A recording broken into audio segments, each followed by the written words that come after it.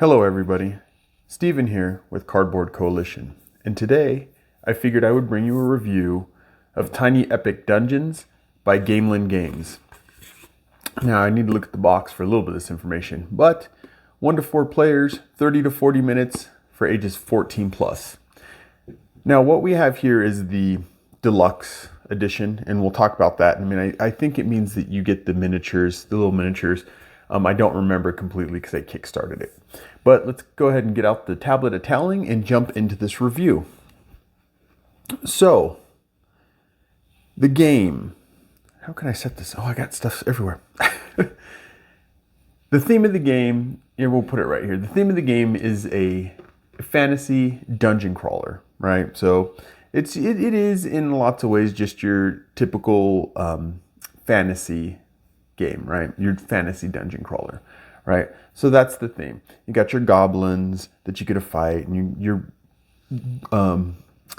globs, and I don't do D&D, so you guys will hate me, but that, what do they call it? The ooze in here, right? You got your typical fantasy monsters to fight, and dragons and stuff like that. All right. So the mechanics. This is a co-op game. I wrote down tiled discovery. When I looked it up, there was a lot of tile placement. You do kind of set up your board. You have your middle, and if you want to know how to play and how to set up and all that, you guys can watch a video that we've made probably about a month or so ago now. But you lay out tiles, and it depends on where you go. You lay out more tiles if you played a game like that. So if I went here, there's no open spots, but if there are open doors, I would lay more tiles, things like that. So instead of tile placement, I put tile discovery, and this is why. Because as you move around, you're discovering the tiles, right? You're discovering the labyrinth. I can't think of it. The dungeon, the cave, the labyrinth, the dungeon. You're discovering the dungeon, but you're also, as you're going and beating people, you're discovering gear, right? Which is kind of like tiles, is the same size. Or magic, which is kind of the same size as the tiles for the dungeon. And also the goblins. And like I already showed you guys, the monsters, right? The minions, right? So all of them, you're kind of flipping them over and discovering. So I have it as a cooperative tile discovery. I kind of like that. I feel like it fits a little more. And dice rolling.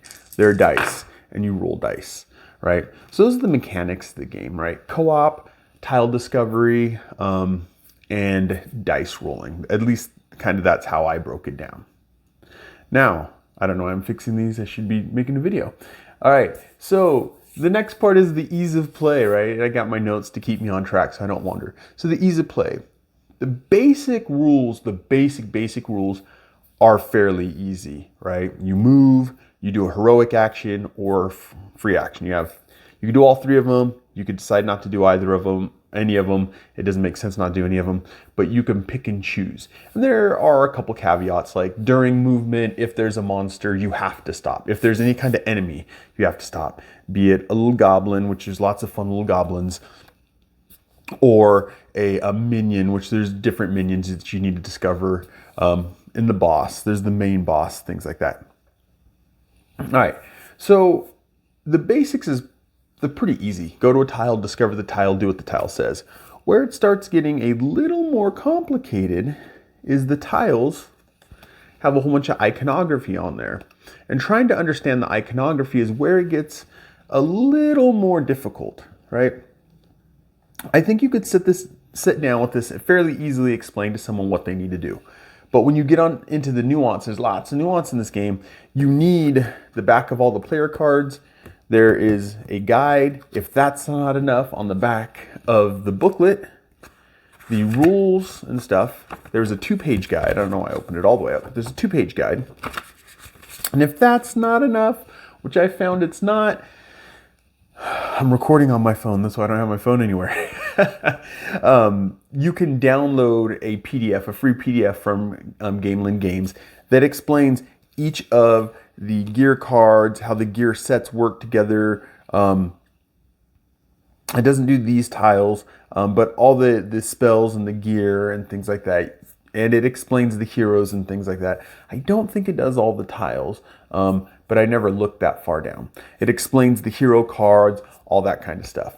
But you can get to that when you get there. Also, this game is set up in 2 phases, and I found that it's easier just to explain the basic movements in the beginning until you discover, once you've killed enough minions, which I didn't do. I lost this game that I played right before I'm showing you guys. But once you get to the boss, then you can explain the boss, because there's the dungeon and the boss can go out of the dungeon, or the boss's lair, I guess. The boss can go out of the lair and run around in the dungeon. You can fight him there and everything like that. But I found that it's easier just to explain as you get there. And so I think I'm going to say moderate, or easy to moderate. And the reason I'm going to say that, I'm just making sure I had it right there, is because the basics are really easy, but to get into what's going on, then you get into moderate. How does a spell work, right? Trying to explain things like that. But those are things that you can explain when someone gets a spell, right? You can explain the basics of the hero card, very easy. The iconography is really easy to understand. Like I said, you guys can see how to play, and I think that took like 45 minutes, but I went through a whole bunch of movement and stuff to try to help you guys understand it. But things like, here's your strength, here's your agility, there's your magic, it says how many dice you roll, things like that. All the basic stuff you can get down in 15, 20 minutes. I don't remember where these were. Who cares? They died. She was still standing, but they lost. So I would say easy to moderate, but not wanting to scare anybody away, because once you start getting down the iconography, you don't have to start looking as much. Once you've played a game or two with people and they understand, you don't have to look at things as much. But in the beginning, it's an easy to moderate. Understanding how to play is also easy to moderate. The basics are really easy. The learning how to play the basics are really easy. And then when pulling it all in, it gets more to the moderate level, just a little higher than easy. All right, so let's go into replayability.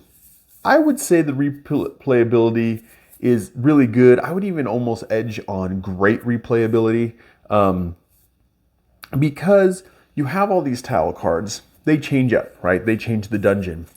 You can lose this game by not being able to find the boss's lair, not being able to go any further, which I thought at first was weird. But if you see this map right here, you can only go 7 each way, so I can't go any further here. There's no entrances that go down. Over here, I went to the furthest I can go this way. Only one entrance that I can use to go down. And then this entrance doesn't even have anything over here. So it would be this row and this row off the board. Just straight off the board. Can't build the dungeon right there. Dungeon has to go this way, and you got to hope that it works. So in that, there's a lot of replayability. There is a ton of items that you can get and play with, right? There is a whole bunch of spells that you can get and play with. The goblins, not so many, but the goblins cycle through. The minions that you have to beat to get the boss out, depending on how many players, there's a good amount of minions, different minions, and they fight and play differently, right? There's different things that they do. For instance, I was fighting the ooze here. Whenever it attacked me, I had to look remember I said you had to look some icons up? I had to look this one up, and what it was saying was the ooze hits me for damage, right? So 1 damage, but it steals one of my pieces of gear, right? And it puts it into the discard, which you can get later and all that stuff, but very ooze-esque. Like I said, I've never played the Dungeons and Dragons style games, but I do understand the ooze and how it works and stuff like that. I very much circle around that part of nerddom. And then you got the heroes. So I believe the game comes with 6 heroes. They're different. They're all different. They have stamina. I think they call it stamina for this. I call it the magic lightning bolt heart, right? Stamina, they have different stamina and health. They have different special abilities. They have different starting abilities down here. You have a variety in that. That also might be one of the reasons that I lost this game, because I just like to shuffle out and give myself 2 heroes if I'm playing by myself, right? And go through it. So that gives you variety in there. And then when it comes to the bosses, this isn't the only boss. Oh, I threw the things off the side of the camera. but there's a stack of bosses that you can go through. Off the top of my head, I don't remember, so I'll say 6. Let's just say 6, give or take a couple, right? I don't think there's 4. I think there's probably like 5 plus, right? So let's go there. So you have that replayability, revivability. Yeah, no, you have that replayability. So there's definitely lots of replayability. I would say really good to great on the replayability. And then I'm talking about just the base game, but there's also stories, which gives you more characters. It gives you some more minions. It gives you some more bosses. I'm trying to remember because I did it all in the Kickstarter. So the Kickstarter gave you some extra tiles. They have the lab, exploding potions or something like that adds in, which gives you some extra stuff there too. But just in the base game, there's tons of replayability here, tons of it. All right, now the production value. It's a great production value. I mean, all the cards have this linen finish, right? The linen finish. You got a rule book here that it's the basic stock kind of rule book, right? You have wooden pieces that are really cool, right? For your to mark your little goblins to put them down. Lots of wooden pieces. If you get the deluxe version, you have the miniatures. Don't quote me on this one. I'm pretty sure that's what the deluxe is. It is the miniatures, right? Otherwise, you probably have meeples to represent your characters, little meeples. All right. So I think the production is really great. And this box is actually, it's a pretty sturdy box. And then I'll show you guys this. It's pretty cool. It has art on the inside. I think that's cool. Actually, I am going to grab off camera. I don't know if this is a faux pas for making videos, but I'm going to do it anyways. You get to see my mess where I have everything in here. Nope, it's just black on the back of that. But what I would like to show you guys is just taking more and more time. Let's go ahead and throw this right here. This is the stories. I have it all divided up into the 2 boxes so I can get it to all fit. Has a map on the back, right? And this is stories, but it's a nice sturdy box. All right. I don't know if does that tell you guys by hitting on it? It's a nice heavy sturdy box. So the production of this game is really good. Now let's go ahead and move on to the value versus cost. How much game do you get out? How much? And it's tied into everything really, but how much game do you get out, the production, all that stuff.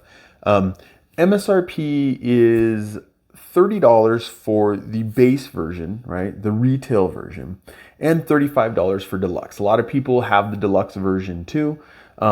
And I don't know, like I said, I don't know the difference. I think it's just the miniatures, but a lot of people have the deluxe version too. So it's $35 for the deluxe. So we can look at, it's a $5 difference, $5 for the miniatures, and you have a whole set. These are the miniatures, right? You got a whole bunch of people that you can play as. I think it's a fair value, right? If you're thinking $29.99 for a game that you could play over and over again, it's really fun. The art is really cool. It's kind of cartoony, kind of not. It's got its own feel to it. So I really do think that the value for what you're getting out of it is fair. And I didn't get this one after market or at a discount from someone. I did the Kickstarter. Off the top of my head, I don't remember what I paid for the Kickstarter. I do have to, this is just a quick plug, is when I originally got the game, they gave me 2 hero dice and 2 enemy dice. And you're supposed to have 3 hero dice, right? And 1 enemy die. And I got a hold of them and they actually got me the extra hero die fairly quickly. I can't remember. It was a pretty quick turnaround. They responded to me quick. It was a quick turnaround as opposed to some, I think they're blocks, some games that I haven't heard anything yet. And it's been 2 weeks since I told them, hey, you sent me product where all the boxes are smashed.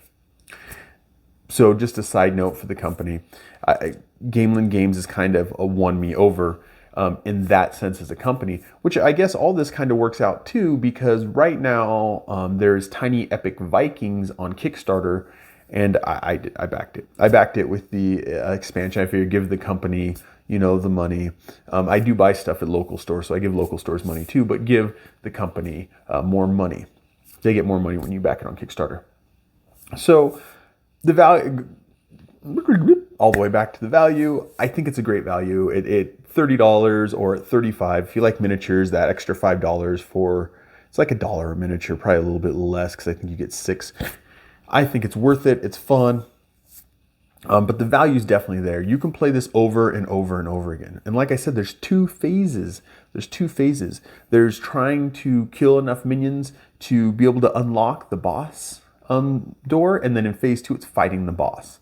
You can lose, I think I went over this, but I'll do it one more time really quick. You can lose by running out of room on the map. Like if you can't place any more tiles, you lose, right? If your torch is your like marker, you kind of have this map that you're going down over here. If it gets down to the red skull, after every move, you got to move it down, game over. You didn't complete the dungeon. If you already have 4 goblins out on the map and you need to pull a 5th goblin out, you lose. So there's different losing conditions that change everything up and how it works. So for what you're paying, I think that's great. And then if you can't tell, this is the size of the box. So it's a nice, they're known for their small boxes like this. I have the 2 boxes because I have all the extras and stories, and I moved everything around and shuffled it around. But I think the value, the cost for value is there, right? The value cost, right? Value versus cost is definitely there.